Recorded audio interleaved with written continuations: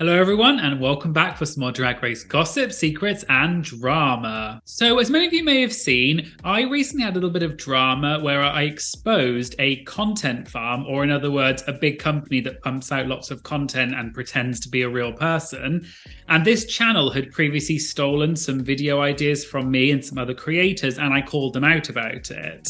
And the drama ended up being a bit crazy and more in-depth than I thought, and quite a few people asked me to do a video explaining what happened. So in this video, I'll be explaining what content farms are, how you can identify a content farm, why content farms are bad, and then I'll be talking about the drama of me exposing what I think is a content farm that was pretending to be a person, but they weren't. All that and more coming up in today's video, so let's get started. So to start off, I know a lot of people were just asking, well, what is a content farm? So I thought I would explain. So a content farm is basically a large company that their sole purpose is to create content and churn it out, almost like a mass production line at a factory, but instead of it being products, it's content. And that content could be anything from videos, blogs, articles, anything really. It's just a really big company that their sole job is just to constantly create different types of content. And usually these content farms have lots of employees, sometimes hundreds of employees, and it can be anything from script writers, editors, film crew, voiceover artists, things like that. And they all work together to create constant content for lots of YouTube channels. And the thing is, these content farms, usually the content that comes from them is a bit lower quality and sometimes can not be 100% accurate because they're just mass producing this content. One big example is a YouTube channel that you may have heard of called 5 Minute Crafts. So they're a big content farm and they do things like life hacks, recipes, crafts, and they have over 80 million subscribers on YouTube. So they're clearly doing something that people like. But the thing is, they've developed a bit of a reputation because a lot of their recipes and crafts just don't work. And they're creating content more because they're trying to please the algorithm rather than because it's actually good content. And there's actually a really good channel called How to Cook That with Anne Reardon, who's one of my favorite YouTubers. And she has actually made a series where she looks at these viral videos from places like 5 Minute Crafts and she proves why that they're incorrect and basically that they're completely fake. And I'll put a link in the description. You should definitely go and check her out. But there are these types of content farms for all different niches, including Drag Race. And so I'll talk a bit more about content farms specifically for Drag Race and why they're a problem. So first, let's talk a bit about how you actually identify a content farm. So usually you can tell a content farm is a content farm because on YouTube, they will tend to not have a real photo as their profile photo. It's usually a cartoon or a stock image, something like that. And the person doesn't actually show their face in the videos. They tend to be voiceover only. They also tend to be very dramatic in terms of the way they tell the story, the voiceover. The music always tends to be overly dramatic with lots of transitions, cuts and special effects. And all of this is meant to make the video actually look more interesting and engaging than it actually is. And these content farms, because they're massive companies with lots of employees, they can create content at a very quick rate. And sometimes they will create videos once a week or even once a day for some channels. They're just constantly pumping out content. And I should note that I, in the past, have been accused of being a content farm because for a while I didn't do videos with me actually in them. So people thought that I was actually a content farm or a big company, but it's not. It's just me. I can assure you it's just me. I mean, I do my interviews with the queens. I do some stuff on camera. So I think people know by now that I am a real person, not a content farm. But because I was doing a lot of content and I was talking about Drag Race gossip, secrets and drama, people thought that I was just another content farm. And these content farms, they just want to try and create videos as quickly as possible so they can make the most amount of money. And the quickest way to do that is by stealing ideas from small, genuine creators like myself. And then they can not have to do any research. They can just put it straight online because they haven't had to bother with doing any of the research. So I'll talk a bit about why these content farms are a problem. I should first of all start out by saying that I actually don't have a problem necessarily with these big companies that create content for YouTube. I think they're perfectly within their rights to do that. I think the problem that I have and most people have is these companies, these content farms, they tend to put out quite low quality, poorly researched videos, but at the same time, they quite often will steal original ideas from genuine creators like myself, but then they will make a kind of worse version of the video, and they don't have to do any of the research themselves if they're just copying someone else. So they're kind of taking our hard work and time and research, and they're just making a video and sometimes outperforming the small creators like myself, because they've got so many people working for them. They can just constantly pump out content. And what that means in the end is that small, genuine creators, we just can't keep up with the amount of videos these content farms are putting out. So quite often us small independent creators get kind of pushed off the platform because it just becomes too difficult. We can't compete with these massive companies. And I think one of the other big issues with content farms is that quite often they will pretend that they are a real person, just one person, and they're an independent creator, when actually, in fact, they're not. They're being run by a very large organization with lots of employees. And I think the problem with that is it's obviously dishonest, but it also is trying to kind of make out like you're something that you're not. And then they're trying to almost appeal to people saying, oh, well, we're an independent creator. But in fact, they are a big company, but they don't want to admit that because that would potentially affect how the audience sees them. And one big example of a drag race content farm that some of you may know about is a channel called Butterface. Now, some of you may have heard of this and seen their videos. So they're a channel that talk about gossip, secrets, and drama about Drag Race. And they were doing very well. And they were posting videos a lot. They were getting hundreds of thousands of views. And they would kind of do sort of a similar thing to me. They would talk about different dramas, unknown facts about Drag Race.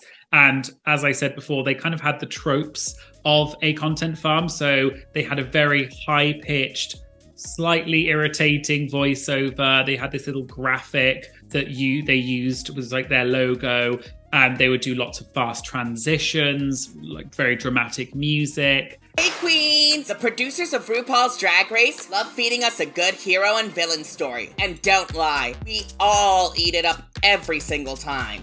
And people questioned for a while whether they were a content farm because they were putting out videos so much, and they always looked very polished videos as well. But the thing is that they would quite often make a lot of mistakes in their videos. They would get the names of the queens wrong, or they would mispronounce them, or they would just say things that were completely incorrect. And it wasn't clear whether they were doing this deliberately to try and drive engagement and drive people to comment, even if it's negatively, because that ultimately helps their video with engagement.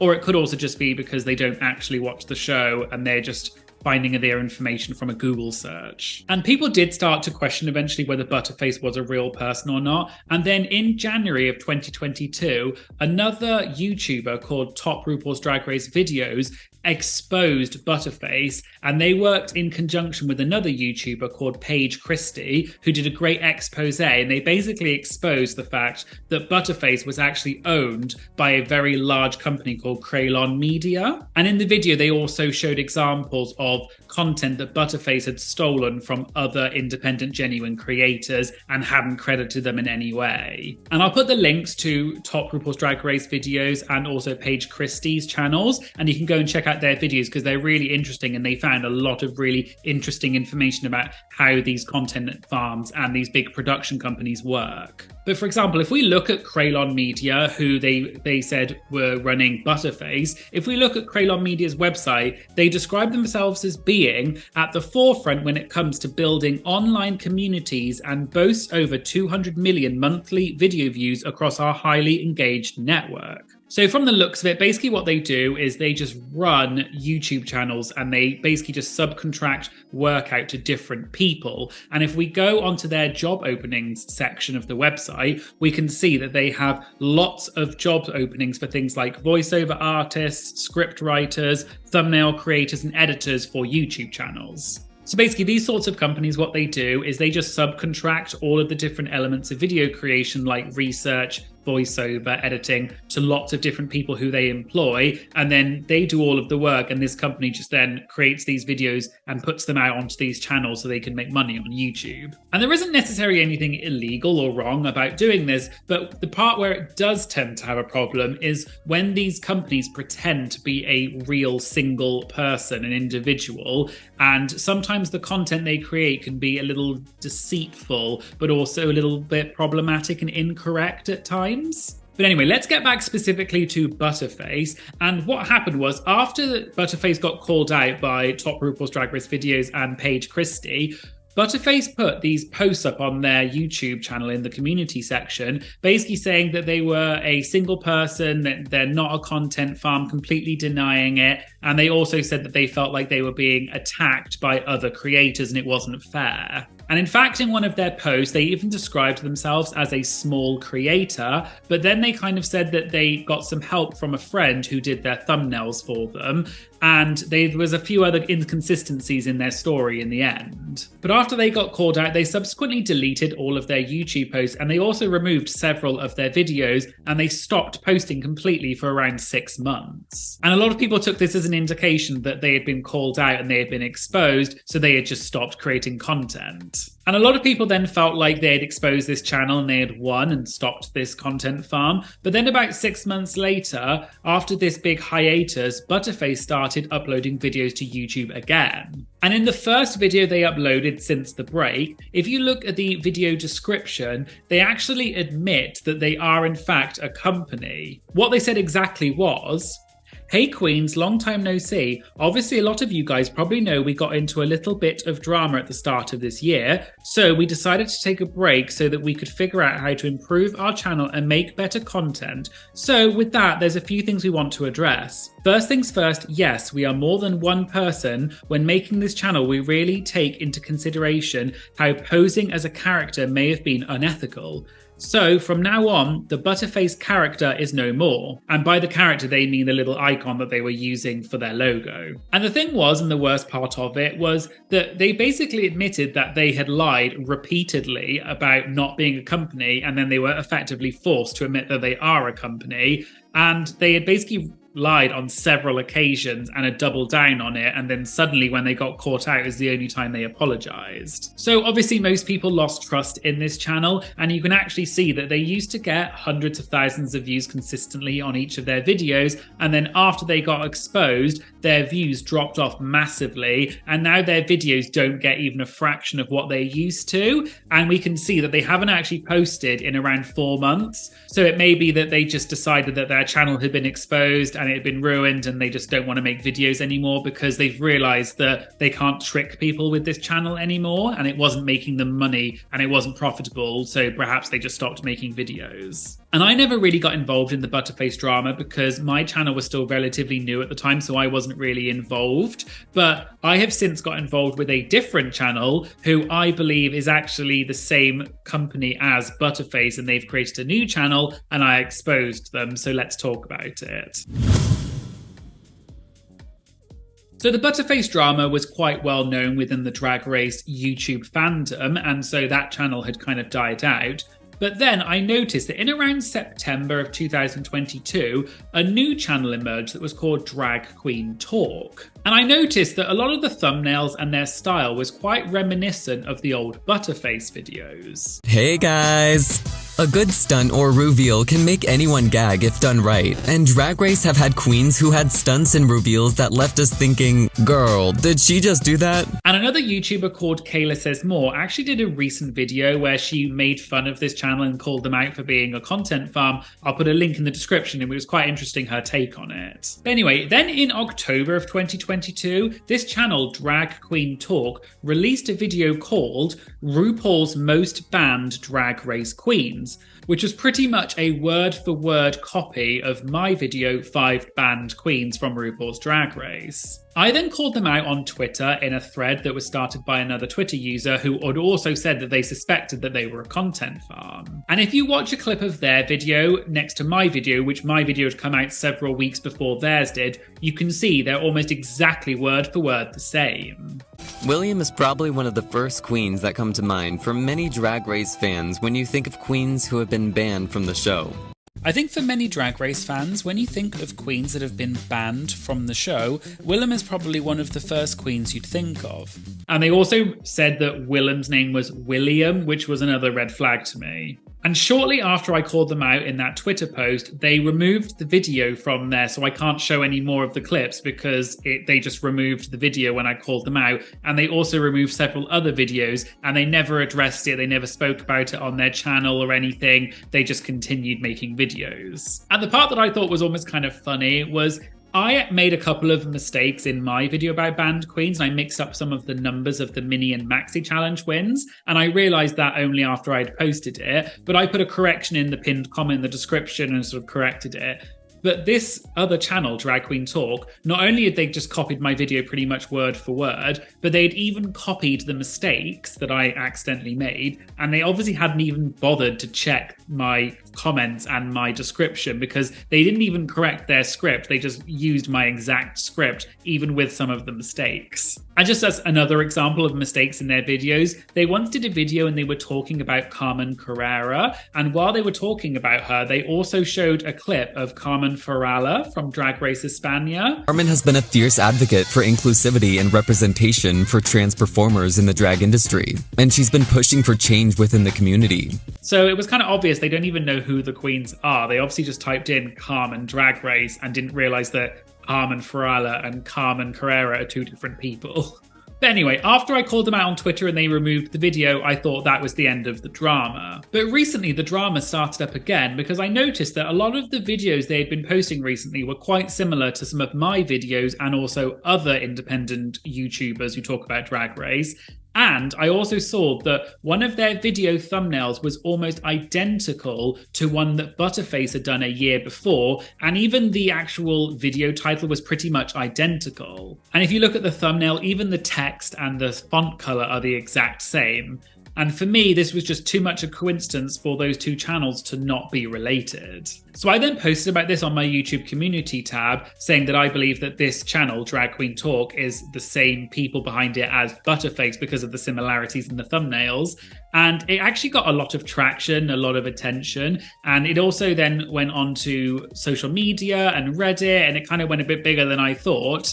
And after that happened, suspiciously, just a few hours later, this channel, Drag Queen Talk, suddenly changed not only the channel name, but also the thumbnail, the profile photo, and they changed the name of their channel to Damian Discusses Drag, and they changed the photo, which was previously their photo was a photo of Trinity the Tuck, like a stock image, and they changed it to be a photo of a person who I assume they were trying to say was Damian. And around that same time when they changed their name of their channel and the profile picture, I went onto one of their recent videos, and there was a few comments of people saying that their channel had been called out by someone else, which I assume they were referring to me.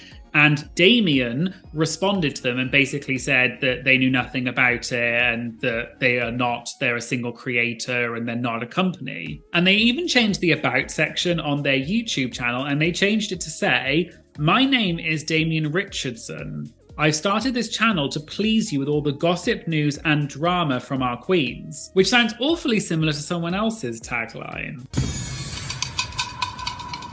Anyway, to me, this was a clear attempt that they were trying to humanize their channel because I had called them out for being this sort of faceless content farm. So they had changed it to include a name and also a profile picture with a person in it rather than just a stock photo. And shortly afterwards, they switched off all comments on their recent videos because people had started calling them out for being a content farm and stealing from independent creators. And I also suspected that the photo they were using of Damian was not actually a real photo. And I tried to do a reverse image search, but I couldn't really find anything. But then, in an interesting turn of events, a Twitter user who is a subscriber of mine tweeted at me saying that they had found an article where that photo had come from. And the article was from the Brown and White. And the person in the article was actually called Alex, not Damian. And to me, it was clear they had just taken this random picture that they found on the internet. So I then did some sleuthing on the internet and I managed to track down the real Alex, the person who was in the article,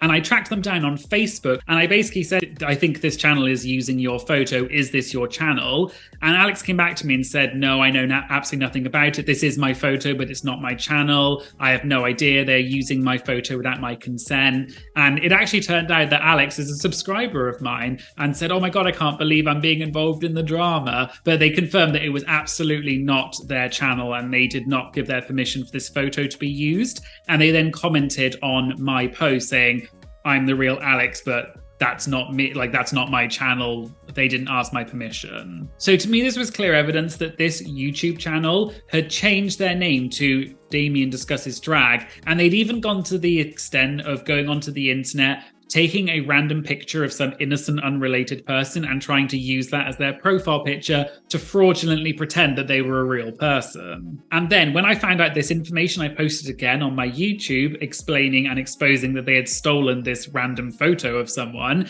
And conveniently, just after I called them out, they changed their profile picture again, and now it's just a stock image of RuPaul. And since then, they haven't addressed the drama in any way. They switched off all the comments on their most recent videos, but people then started calling them out in their community posts instead on some of their polls that were kind of unrelated. And if you look at the comments, people are basically calling them out saying, why are you stealing people's photos and pretending to be someone that you're not? So to me, this is clear evidence that this channel is not who they say they are. And at the very least, if they're not a content farm, they certainly stole some random person's photo. And for a time, they were trying to pretend that they were a real person and then they got called out. And in my opinion, they're likely to be a content farm, probably the same company that also did Butterface. And they also deleted their most recently uploaded video because people were calling them out in the comments. And they haven't posted any more videos since I called them out and they haven't addressed it in any way. So I guess we'll see if there are any updates and if they continue making videos in the future. But please, just to make it clear, I don't want you to comment or send them any hate, because by commenting or disliking their videos in any way, it actually does inadvertently help them because it pushes up their engagement rate and ultimately will help them do better with the YouTube algorithm. So I guess this might bring us to the question of what can we do to try and combat these content farms? And I think the best thing you can do to help is to make sure that you just ignore all of the videos on a channel that you believe is a content farm. Just completely ignore them. Don't go onto their profile. Don't watch their videos. Don't like, dislike, don't comment, even if it's negative. Just don't do anything, because anything that you engage in their video in, then that helps the engagement rate, and that will actually help them by pushing their engagement rate, and the YouTube algorithm likes engagement, and then the YouTube algorithm will promote their videos, and you don't want that. So just completely ignore their videos, don't do anything, just scroll on past. And if we all do that and the channels just don't get any views, they will just realize it's not profitable for them to make videos, and they'll just stop making videos and stealing from independent content creators like myself. But as I said, the best thing you can do is just completely ignore their videos and don't engage in any way. And the best way you can support actual genuine content creators like myself is to just make sure that you're subscribed to our channels, like and comment as much as you can, because that helps our channels ultimately. And that's really the best way that you can help us genuine content creators. And many of us genuine content creators also have things like Patreon, Venmo, and PayPal, where you can kind of make donations, and that also is very welcome and can help us to keep creating videos for you all and compete with these other big companies. And just make sure you support other genuine creators who talk about Drag Race, so people like Jack Fed, Drag Detective, Green Gay, Joseph Shepherd, Top RuPaul's Drag Race Videos, Kayla Says, Bussy Queen, and many, many more. And I'll put links to all of their channels in the description. So there you go. There was my video of me exposing fake Drag Race content farms and explaining why they're bad and what we can do to try and stop it. So please make sure you support all of the genuine Drag Race creators like myself. And together, let's hope we can create a great platform for all of the Drag Race lovers and make YouTube an amazing place to celebrate this show that we all know and love.